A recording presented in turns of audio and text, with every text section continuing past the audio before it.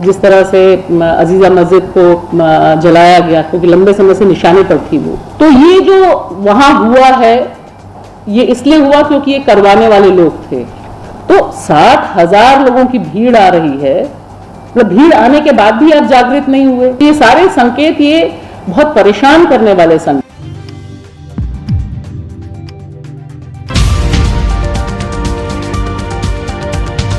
Reports और fact finding की जो पूरी प्रक्रिया है, आजकल जिस तरह से जो मीडिया है, जिस तरह से खबरें आती हैं और जो फेक खबर है वही खबर बनके सब दुनिया जहान में चल जाती है, तो उसमें एक डॉक्यूमेंट का ये होना ताकि सनद रहे। ये ऐसा नहीं है कि पहला है और आखिरी है, ये रिपोर्ट में भी दर्ज है। तो 3 चीज़ें मैं यहाँ पर जोड़ना चाहूँगी। जो बात कही उसको दोहराए बिना, मुझे जो सबसे ज़्यादा परेशान किया इस रिपोर्ट में उसका जिक्र है, थोड़ा मुलायमियत के साथ जिक्र है, लेकिन मुझे जो सबसे ज़्यादा तकलीफ हुई ये पूरा रिपोर्ट देखना, वहाँ जो हुआ, जिस तरह से अजीजा मस्जिद को जलाया गया, क्योंकि लंबे समय से निशाने पर थी वो। तो मुझे इसे कहने में कोई शक नहीं है कि ये एक प्लान्ड वे में पूरी तरह से, जैसे अभी हमने अतीक जी की हत्या देखी, उनके बेटे की हत्या देखी, हम सब जानते हैं कि वो मिनट टू मिनट वाला हिसाब था। सब कुछ, बहुत सी चीजें ऐसी हैं जो अब तकरीबन सामने आ रही हैं कि कैसे था, क्या था। तो ये जो वहां हुआ है, ये इसलिए हुआ क्योंकि ये करवाने वाले लोग थे, और उन करवाने वाले लोगों में से किसी के खिलाफ भी सख्त कार्रवाई ना होना, किसी का भी हेड रोल ना होना। जो अभी प्रशांत जी कह रहे हैं, हम सब जमीन पे जाके देखते रहे हैं, खबर करते रहे हैं। जिस तरह से जो प्रशासन और प्रशासन के जो मुखिया हैं, नीतीश की जो चुप्पी है इस मसले पर, अभी तक नहीं गए, मजाक बात नहीं, उनका वहीं से चुनकर आते हैं। तो ये बहुत गंभीर मामला है कि नीतीश बाबू जो हर चीज पर बहुत सक्रिय रहते हैं, उनका गृह जहां से वो चुन कर आए, जहां से सारी चीजें हैं, वो जाते नहीं। और तेजस्वी, जिनके पिता ने एक ऐसी नजीर भारतीय इतिहास में, राजनीति में दी, रथ रोक दिया, सरकार गिर गई, जिसके लिए बिहार सदियों तक याद किया जाएगा। जो हैवानियत उस समय चल रही थी, उसको एक उसकी लगाम रोकी। तेजस्वी भी नहीं जाते, कॉन्स्टिट्यूशनल पद पर हैं, वो सरकार में शामिल हैं। तो ये जो दोनों लोगों का ना जाना वहां पर, और किसी का भी हेड रोल नहीं होना, मतलब किसी को कोई गुनाहगार नहीं, खाली आपने बहुत बहादुरी से बाद में बताया कि एक व्हाट्सएप ग्रुप था जिसमें 465 लोग थे और वो तैयारी कर रहे थे, वो ये जला रहे थे, वो ये कर रहे थे। सवाल है कि अगर डीएम साहब को नहीं पता चला, नीतीश जी को नहीं पता चला, उन तक इंटेलिजेंस नहीं पहुंचा कि 60,000 लोग, मतलब मजाक बात है, दिल्ली में कुछ हजार मजदूर आते हैं, कोहराम मच जाता है, लाइन लग जाती है, सब कुछ हो जाता है। तो 60,000 लोगों की भीड़ आ रही है, मतलब भीड़ आने के बाद भी आप जागृत नहीं हुए। आप देखिए ना कि उसमें जो जवाब है बहुत अच्छे ढंग से है उसमें, कि भाई आप इतने लोग आ गए, तब तो आपको हाई अलर्ट पे डाल देना चाहिए था, आपको एसओएस भेज। 60,000 तो अचानक नहीं आएंगे।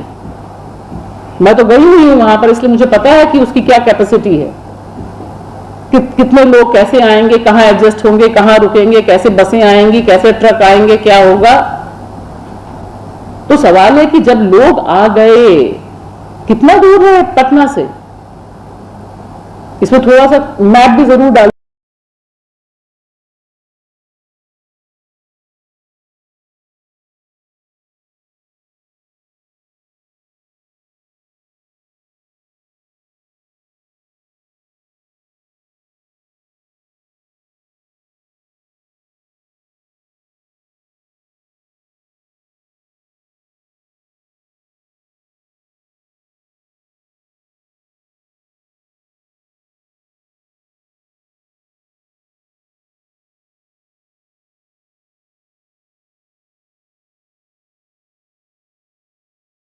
यहां आपका शासन है, तो दिखाई देना ना कि आपके शासन में अगर इतने बड़े पैमाने पर हिंसा हो रही है।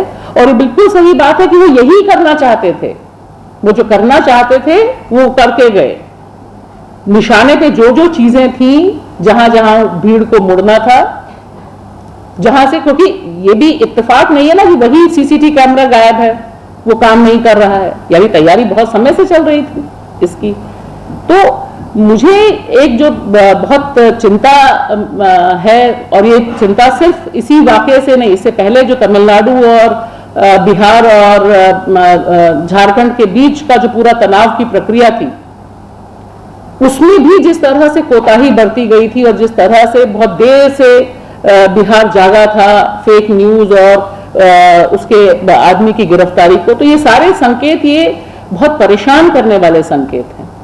और दूसरी तरफ मुझे एक चीज और लगती है, जैसे विभूति नारायण राय ने अपनी किताब में भी लिखा, हर जगह कोट भी होता है कि भाई प्रशासन चाहे तो इतने घंटे ही इस तरह का तनाव, इस तरह का सांप्रदायिक दंगा चल सकता है। ये दंगा है नहीं, दिल्ली भी दंगा तो नहीं था, दंगे तो होना बंद हो गए, अब एक तरफ से ही मामला चल रहा है, वायलेंस चल रही है। तो मुझे लगता है कि हिंदी में भी हमें और तमाम और भाषाओं में भी हमें रिपोर्टिंग के समय भी सावधान होना चाहिए कि हम सांप्रदायिक हिंसा लिखें, दंगा लिखते हैं हम। दंगा मतलब क्लैश बिटवीन टू कम्युनिटीज है, ये क्लैश नहीं है।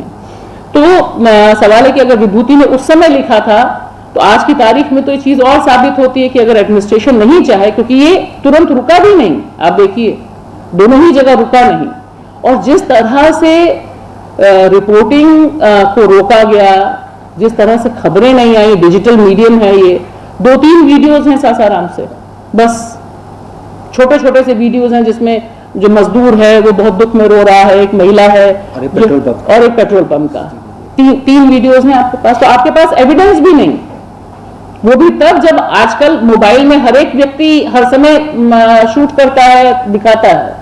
तो ये भी एक बड़ा खतरनाक संकेत है, क्योंकि मुझे लगता है कि एक दूसरी तरफ गुस्से को ले जाने की कोशिश हो रही है इस तरफ। और एक और चीज मैं कहना चाहूंगी कि इस रिपोर्ट में भी इस बात का जिक्र होना चाहिए था, जो देश के गृह मंत्री अमित शाह ने वहां कहा, वो छोटी मोटी बात नहीं थी, जिस पर नीतीश का कोई काउंटर नहीं आया बतौर मुख्यमंत्री कि हम उल्टा लटका देंगे।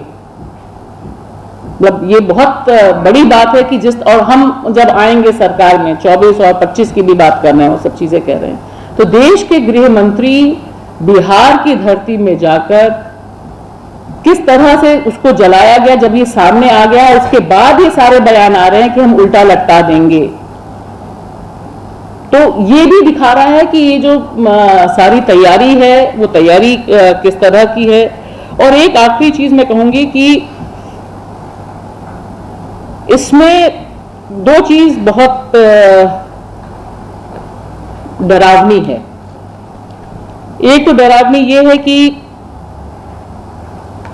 चाहे मामला इसमें जो लोग पकड़े गए उनका प्रोफाइल उठा के देखिए, अभी जो भारतीय इतिहास में ऑन कैमरा लाइव हत्या हुई, उस हत्या करने वालों का आप बैकग्राउंड उठा के देख लीजिए। और ये तमाम जो मारने वाले, मारकाट करने वाले लोग हैं, हथियार जिनके पास पहुंच रहे हैं, ये दरअसल वो लोग हैं जिनके पास देश का भविष्य जा रहा है, जिसके बारे में अपूर्वा जी कह रहे हैं कि ये दरअसल हिंदू यूथ को किस तरह से एक क्रिमिनल यूथ में, जो गरीब है और गरीब में वो पिछड़ा समाज से आते हैं, कई और समाज से आते हैं, लेकिन बुनियादी तौर पे जो गरीब है, पिछड़े समाज से आते हुए लोग हैं, उन तमाम लोगों को एक अलग ढंग की मिलिशिया में तब्दील करने की जो साजिश है, वो ये सारी चीजें सामने आ रही है। ये अबव द लॉ है, ये कभी कावड़ के रूप में सामने आएंगे जो सड़क पर रहते हैं, ये कभी नफरत के जो डिफरेंट व्हाट्सएप ग्रुप्स हैं, और ये जब हम काउंट करते हैं बेरोजगारी, ये सब लोग बेरोजगार हैं, लेकिन इनका ये नया रोजगार है जिसके बारे में चर्चा बहुत कम है। दिल्ली में हमने देखा, इसी देश की राजधानी दिल्ली में हमने देखा है, जितने लोग यहाँ पर इस तरफ हैं तकरीबन सब लोग उसके गवाह रहे हैं, कि कौन लोग थे, किस उम्र के लोग थे। कई ऐसे बच्चों के इंटरव्यूज में जिन्होंने कहा कि हाँ हमारे फादर को पता है कि हमारे पास ये हथियार है।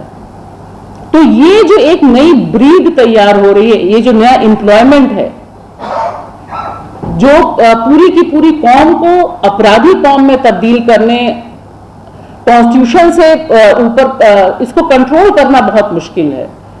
अगर आज की तारीख में जब हम बात कर रहे हैं तो मुझे लगता है इस दिशा में लगातार बात करना बहुत जरूरी है। और मैं एक चीज और कह के अपनी बात खत्म करूंगी कि जब भी हमले हैं, जितने भी हमले हैं, जिस तरह से जो इसके पीछे का जो मैकेनिज्म है, एक इंसिडेंट तो है जो इंसिडेंट हमने दर्ज कर लिया, लेकिन इसके पीछे का जो मैकेनिज्म काम कर रहा है वो हमसे आगे चलता है, वो आगे की तैयारी करता है। एक की हत्या होती है, दूसरे की हत्या कैसे होगी ये टीवी पे टेलीकास्ट होना शुरू हो जाता है। ठीक उसी तरह से मुझे लगता है कि जो रामनवमी है, जो होली है, तमाम त्योहार, हनुमान जयंती पर भी ऐसे ही है। तो ये जो एक पूरी की पूरी कोशिश है, और उसमें दुख इस बात का है कि जो विपक्ष के दल हैं उनके लिए अगर ये संकट हो जाए कि जब माइनॉरिटी पर हमला है तो चुप रहना है, मुझे लगता है इससे बड़ी शर्मनाक स्थिति और नहीं होगी। और इसमें निश्चित तौर पर नीतीश और तेजस्वी दोनों से उनकी जवाबदेही पूछी जानी चाहिए, क्योंकि अगर हम नहीं पूछेंगे तो आगे वाली जो इस तरह की घटनाएं हैं उनको रोकने, उनको थामने की बात नहीं हो पाएगी। आपसे निवेदन है कि आप हमारे चैनल को सब्सक्राइब जरूर कीजिएगा, ताकि आपको वो खबरें पहुंचती रहें जिनको गोदी मीडिया नहीं दिखाता है, वो हम आप तक पहुंचाने की कोशिश करते हैं। फिलहाल इस वीडियो में इतना ही, हमें दीजिए इजाजत। आगे फिर मुलाकात होगी आपसे किसी ऐसी खबर के साथ। तब तक के लिए जय हिंद, धन्यवाद।